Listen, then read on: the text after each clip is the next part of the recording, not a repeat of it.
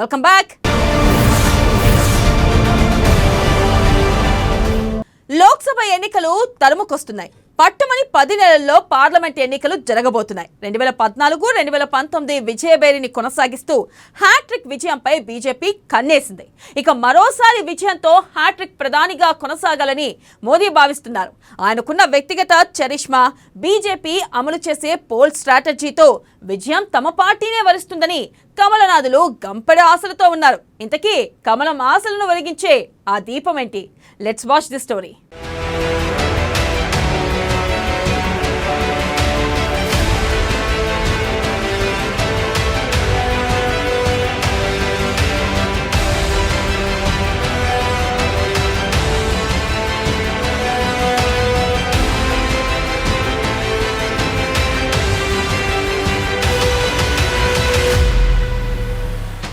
లోక్సభ ఎన్నికలపై BJP focus.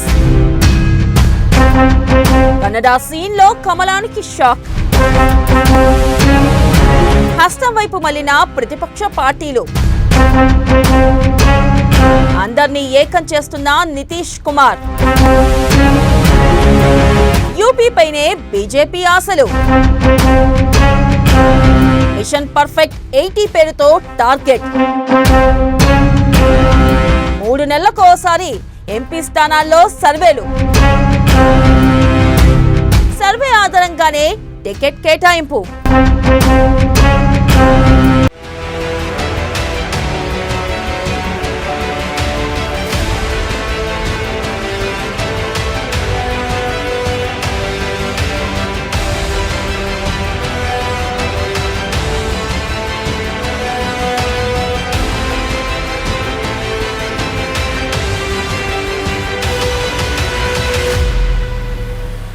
BJP విధానాలపై ఎంత వ్యతిరేకత ఉన్నా బలంగా ఢీకొట్టే ప్రతిపక్షం లేకపోవడంతో 2024 ఎన్నికల్లోనూ ఆ పార్టీకి విక్టరీ తప్పదని పోల్ పండితులు కూడా భావించారు. అయితే కర్ణాటక ఎన్నికలు ఒక్కసారిగా ఇండియన్ పొలిటికల్ పిక్చర్ని మార్చేశాయి.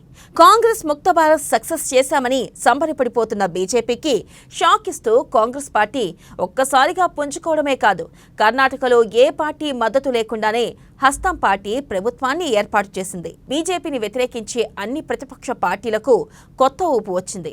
వచ్చే లోక్సభ ఎన్నికల్లో బీజేపీని మట్టి కనిపించేందుకు చేతులు కలుపుతున్నాయి.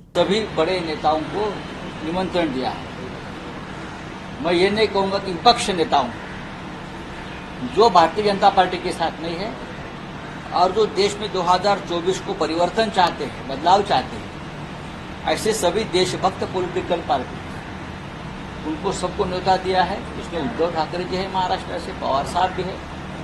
तो मुझे लगता है हम पटना जाने के बारे में सोच रहे हैं. हम तो नीतीश जी को यही रिक्वेस्ट किया है कि नीतीश जी देखिए, जयप्रकाश जी का जब मूवमेंट हुआ था बिहार से हुआ था. अगर हम बिहार में और पार्टी मिलकर मीटिंग करें, एक पहले घड़वा मीटिंग, उसका बाद में तैयार करें, बाद में कहाँ जाना है कहाँ नहीं जाना है, क्या मैनिफेस्टो है, वो सब बाद में बताएंगे. लेकिन पहले एक साथ में एक मैसेज कर देना है कि हम लोग सब एक साथ में है. हमारा तो हम तो पहले से आप लोगों को कह चुका कि हमारा इसमें कोई ऐतराज नहीं है. हम चाहते हैं बीजेपी 0 बन जाए. राजनीतिक विचार है उसको इकट्ठा करने के लिए हम लोग बहुत जल्द पुनः इस विषय पर बैठने की हम लोगों की कोशिश होगी और एक जो सब लोगों के विचार हैं उसको कैसे हम एक समान विचार बनाएं, इस विषय को आगे बढ़ाया जाएगा. हम लोग जो आगे भी जो मीटिंग करेंगे, जो हम लोग कोशिश कर रहे हैं कि ज्यादा से ज्यादा विपक्षी पार्टियां एकजुट हो जाएं और मिल करके हम लोग पूरे देश में अभियान चलाएं, हर राज्य में अभियान चलाएं कि सब कुछ कानून का पालन होना चाहिए, आपस में सब लोगों के बीच में प्रेम और भाईचारे का भाव होना चाहिए और जिस तरह से लोगों के बीच में विवाद पैदा करने की कोशिश होती है उन सब चीज को बंद करना चाहिए और देश आगे बढ़ेगा. तो ये सब चीज जो हम लोगों के मन में बात है तो सब लोग तो सहमत हैं ही, और उसके बाद अगर इस तरह की कोई बात होगा तो जो कह रहे हैं हम लोग पूरे तौर पर इनके साथ हैं. कि जो लोकतंत्र है, लोकतंत्र में चुनी हुई सरकार को जो अधिकार मिले हैं और जिस प्रकार से जो नॉन बीजेपी स्टेट में जिनकी भी गवर्नमेंट है, बीजेपी लगातार उनको तंग कर रही है, परेशान कर रही है। तो जो परेशानी अरविंद केजरीवाल जी झेल रहे हैं, हम यहाँ पूरी तरीके से इनको समर्थन देने आए हैं।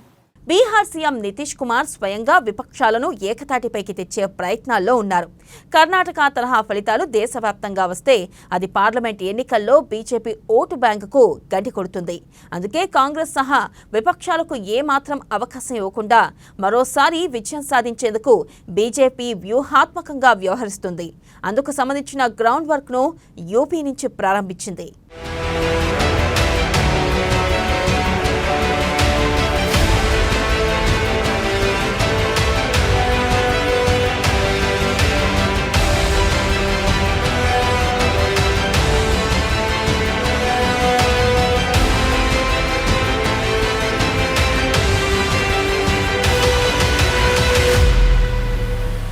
దేశంలో అత్యధిక లోక్సభ స్థానాలు ఉన్న ఏకైక రాష్ట్రం ఉత్తరప్రదేశ్. యూపీలో ఉన్న 80 లోక్సభ నియోజకవర్గాల్లో మెజార్టీ స్థానాలను కైవసం చేసుకుంటే కేంద్రంలో ప్రభుత్వాన్ని ఏర్పాటు చేయడానికి అవకాశాలు మెరుగుపడతాయి. అందుకే అన్ని పార్టీలు యూపీని సవాల్గా తీసుకుంటాయి. ఉత్తర భారతంలో ముఖ్యంగా హిందీ బెల్ట్ రాష్ట్రాల్లో బీజేపీకి గట్టి పట్టే ఉంది. ఉత్తరప్రదేశ్ కూడా అందులో ఒకటి. ఇప్పటికే 9 ఏళ్ల పాలన పూర్తి చేసుకున్న మోదీ ప్రభుత్వంపై వ్యతిరేక ఓట్ల రూపంలో కనిపించకుండా ఉండాలంటే తమకు పట్టున్న రాష్ట్రాల్లో వచ్చే లోక్సభ ఎన్నికల్లో మెజార్టీ స్థానాలను ఖచ్చితంగా గెలిచి తీరాలి. యూపీలో యోగి ఆధ్వర్యంలో బీజేపీ ప్రభుత్వమే ఉండడంతో ఆ రాష్ట్రంపై స్పెషల్ ఫోకస్ పెట్టారు కమలనాథులు.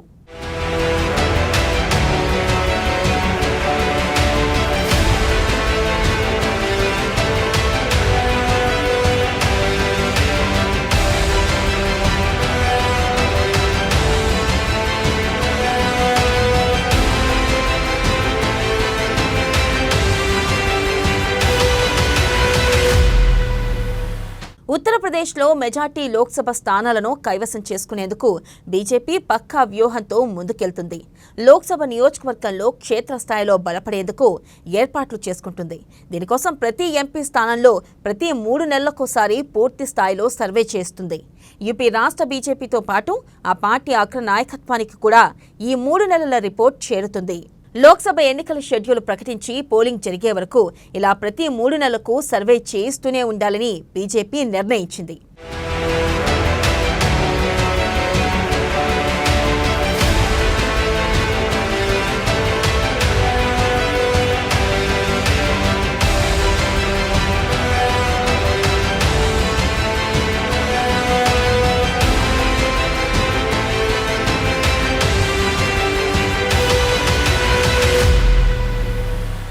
ప్రతి లోక్సభ నియోజకవర్గంలో క్షేత్రస్థాయిలో సర్వే చేయించడం ద్వారా ప్రధానంగా 3 విషయాల్లో ఓటరు అభిప్రాయాలు తెలుసుకునే ప్రయత్నం చేస్తుంది బీజేపీ హైకమాండ్.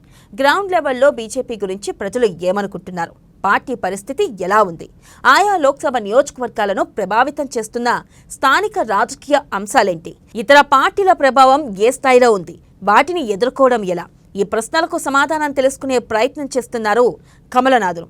యూపీతో పాటు కేంద్రంలో బీజేపీ పాలన ఎలా ఉంది, బీజేపీ ఎంపీల పనితీరు ఎలా ఉంది వంటి ప్రశ్నలకు కూడా సమాధానాలు రాబడుతున్నారు. స్థానికంగా ఉన్న ఏ నేతకు టికెట్ ఇస్తే పార్టీకి గెలుపు అవకాశాలు ఎక్కువగా ఉంటాయన్న విషయాన్ని సర్వేల ద్వారా అంచనా వేస్తున్నారు.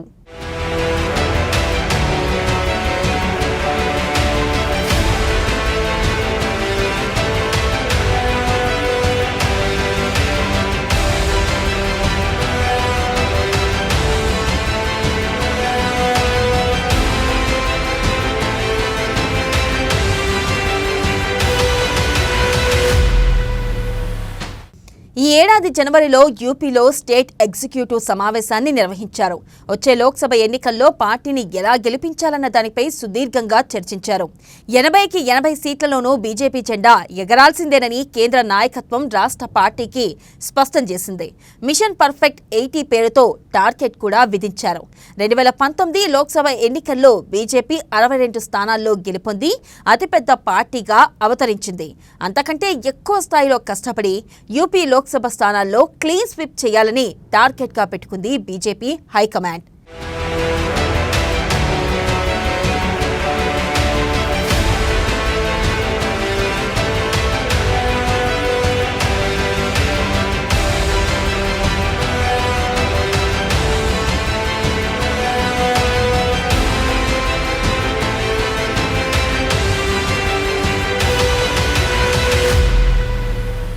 ఇక యూపీలోని 80 లోక్సభ స్థానాల్లో పాగా వేసేందుకు ప్రయత్నిస్తున్న బీజేపీ కేవలం కొన్ని సర్వేలపై మాత్రమే ఆధారపడటం లేదు. ప్రతి 3 నెలలకోసారి సర్వే నిర్వహించి నివేదిక ఇచ్చే బాధ్యతను ప్రైవేట్ ఏజెన్సీకి ఇచ్చిన బీజేపీ నేతలు లోక్సభ ఎన్నికలకు ఖచ్చితంగా 2 నెలల ముందు మెగా సర్వే నిర్వహించబోతున్నారు. పార్టీ కార్యకర్తల ద్వారా ఈ సర్వే నిర్వహించి క్వార్టర్లీ నిర్వహించిన సర్వేలతో పోల్చుకోనున్నారు. దాని ప్రకారం టికెట్ల కేటాయింపు చేయాలని పార్టీ భావిస్తుంది.